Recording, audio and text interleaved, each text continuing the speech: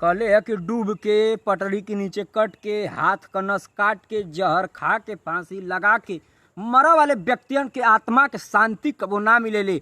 ई आत्मा धरती पर 80-100 साल तक भटकेले।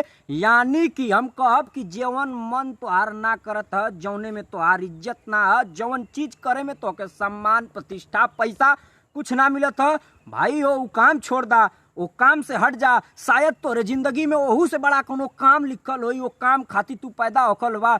लेकिन अपने आप के मिटावल दुनिया के सबसे बड़ा गुनाह है। दुनिया में कभी भी केहू खातिर, केहू के मोहब्बत में पड़ के, केहू के प्यार में पड़ के, केहू के आशिकी में पड़ के अपने आप के खत्म कयल दुनिया का सबसे बड़ा मूर्खता है। जे ई करे हमरे हिसाब से लगेला कि ओसे बड़ा कायर एक धरती पर केहू ना पैदा भयल। लड़ा, जिंदगी बनली है लड़े खाती। मौत तो एगो सच्चाई है, मौत तो एक दिन आनी ही है, सबको मरना है, सब मरेंगे।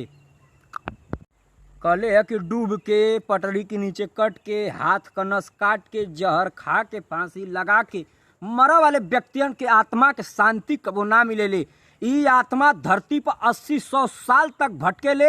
यानी कि हम कहब कि जवन मन तोहार ना करत है, जौने में तोहार इज्जत ना है, जवन चीज करे में तोके सम्मान प्रतिष्ठा पैसा कुछ ना मिलत है, भाई वो काम छोड़ दा, वो काम से हट जा। शायद तोरे जिंदगी में ओहू से बड़ा कोनो काम लिखल होई, वो काम खातिर तू पैदा होखल बा। लेकिन अपने आप के मिटावल दुनिया के सबसे बड़ा गुनाह है। दुनिया में कभी भी केहू खातिर, केहू के मोहब्बत में पड़ के, केहू के प्यार में पड़ के, केहू के आशिकी में पड़ के अपने आप के खत्म कयल दुनिया का सबसे बड़ा मूर्खता है। जे ई करे हमरे हिसाब से लगेला कि ओसे बड़ा कायर एक धरती पर केहू ना पैदा भयल। लड़ा, जिंदगी बनली है लड़े खाती। मौत तो एगो सच्चाई है, मौत तो एक दिन आनी ही है, सबको मरना है, सब मरेंगे।